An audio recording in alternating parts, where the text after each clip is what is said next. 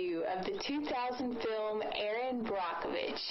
This film starred Julia Roberts, Albert Finney, David Brisbane, Dawn Diduick, Aaron Eckhart, Marge Helgenbarger, Cherry Jones, Vianne Cox, Conchata Farrell, Tracy Walter, Valentin Rodriguez, and also featured T.J. Thine, Jamie Harold, and Peter Coyote.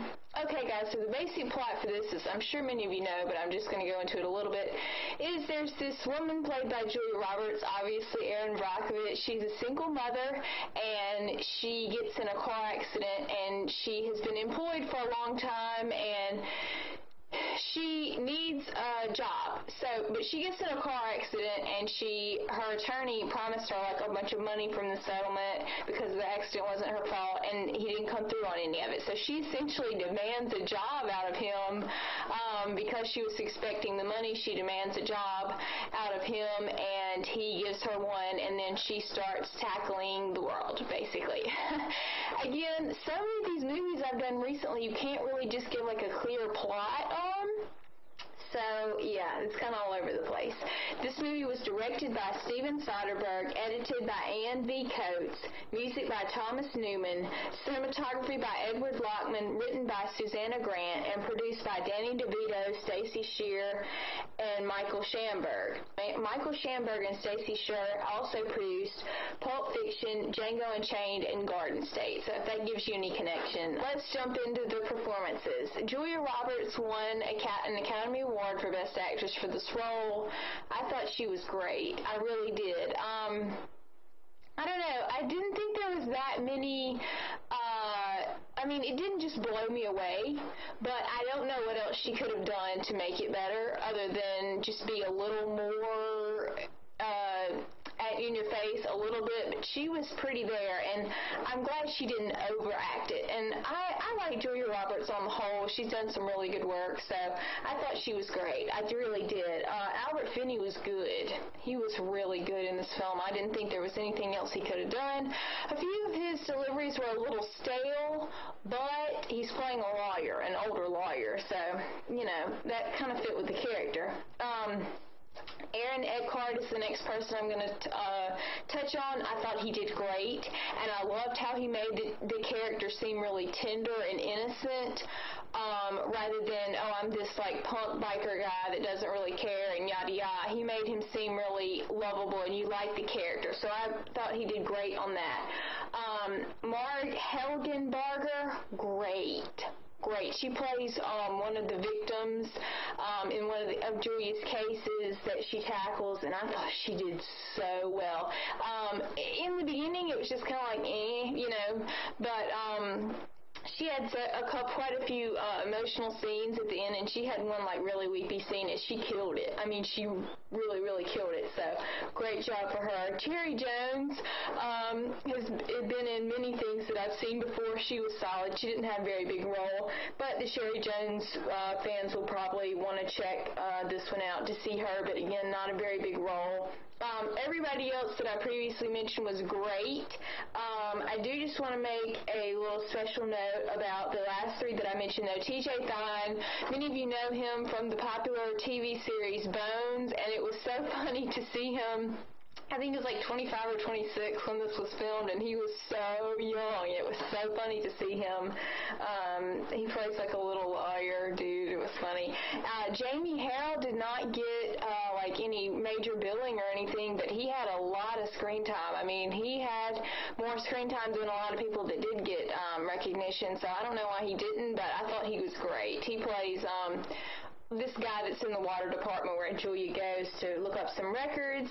Peter Coyote was great. He had a pretty good bit of screen time. He didn't show up till about an hour and 15 minutes into the movie, though. So anyway, let's jump into this directing, guys. I thought the directing was good, and I liked it. And some people didn't like it. I thought it was good on the whole, though. I didn't really see anything that stood out as bad. I thought he did some really good things with the film, and I want to applaud him for the pacing, which is a lot of that's editing, and I'm getting to the editor in just a minute, but great on the pacing, and and I so applaud him for not having a lot of worthless, meaningless scenes and yada yada. I mean, there was a few, but, and there was a few, like, still shots that were just like, well, we don't really need to, that's just kind of killing time a little bit, but on the whole, I thought it was great, and I thought he did a really good job. Moving on to the editing, this movie was edited by Miss Ann V. Coates, and she was actually 75 when this movie was released, and she did a great job. Again, loved the pacing of this movie because it didn't drag, to me. And some people will think it will because it's not, like, action-packed and yada yada, but there wasn't, again, like, a lot of useless scenes, so I applaud her to death for that, and she has just edited everything. I mean, she's edited so much good stuff. Music was by Thomas Newman, who also did the music for WALL-E and Skyfall, so that may give you a connection to him. I thought he did well. I thought he did really, really well, and it didn't stand out to me, but it was appropriate for the movie. It's not one of my favorite scores, but it fit well with the film, so good job to him. Cinematography was good, and there was some really interesting scenes, like when Julia's driving out on the interstate with a car. There's some interesting ways that he moved the camera, and the lighting was all really good, so good job to him. The writing for this was good, and the same lady that wrote this movie also wrote, Susanna Grant also wrote 28 Days, which I've done a previous review of. I really enjoyed the writing. Again, not a lot of wasted stuff. Julia did so well with it, and I thought it was good on the whole. A few weak things, but it wasn't really, like, witty, funny. Like, I didn't really laugh, but I was entertained. So, and because it wasn't really supposed to be that funny, it's not really a funny movie.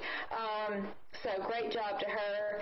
Anyway, guys, I thought the performances in this were great, and at least very solid. So I think everybody did well and that worked on this film. Let's jump into this Parents Guide, though. This is not the best of movies as far as language. I mean, it's actually really pretty awful.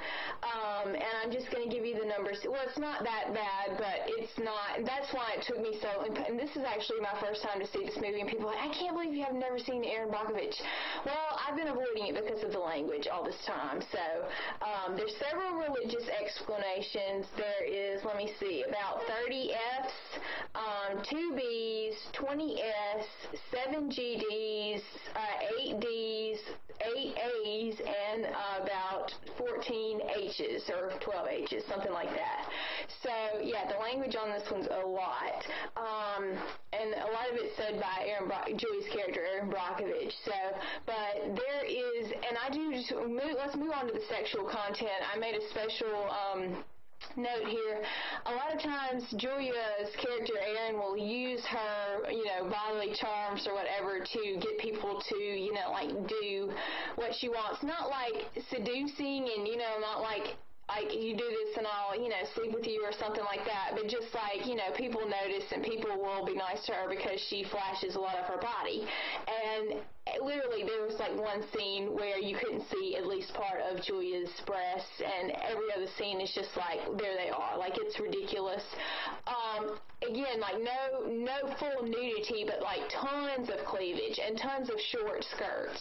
Which, again, you can't see anything, but just want you to be aware of that because there was so much cleavage. It's every scene. It's literally every scene. There's a few sexual references, but nothing really bad, and it's implied that the two main characters sleep together, but they don't really show it. Drug and alcohol, there's some smoking, but there's not very much actual alcohol involved. Julia does go to a bar and yada yada, but it's not really overly used. And violence and gore, I can't think of any. I can't really think of any violence or gore, so that was good. I go back to this example again and again. Forrest Gump is a movie that's worth all of the, like parental issues, if you want to call them that, like the language, the sexual content, yada yada. This movie for me was worth it to say I've seen it, but it's not one I'm going to keep coming back to, and it's not one that I'm just like, oh, you need to see this movie despite the language and stuff, so it wasn't really worth that for me. I probably wouldn't sit through it again. Even if it didn't have all the language in it, even if it was clean, I enjoyed it, but I didn't love it, and I think it's probably a one-timer. Julia was good. There's some good performances here, but it just didn't really stick with me, and I don't know why, and I'm hesitating to talk about that because, you know, that's getting into my personal thing. That's not like me as a reviewer, so let's get off of that. But I probably, in answer to your question, I probably would not watch this one again, not because there was anything that was really wrong with it other than the, you know, the language and stuff, but just because it just didn't really stay with me, you know, it just didn't really wow me to death. I'm giving this movie 3 stars out of 5. And again, I don't know what more they really could have done with the movie other than, I mean, the writing was good, but it's just like a little more humor would have been nice. I feel like there were a few missed opportunities for that. I'm being nitpicky, though. Have you seen Erin Brockovich? Let me know in the comments. And what did you think of it? And did you think Julia deserved her Best Actress award and all that kind of stuff? Let me know. I'd be interested to hear from you. But I will talk to you guys later. Thanks for checking out my review of the 2000 film Erin Brockovich. I hope you enjoyed it.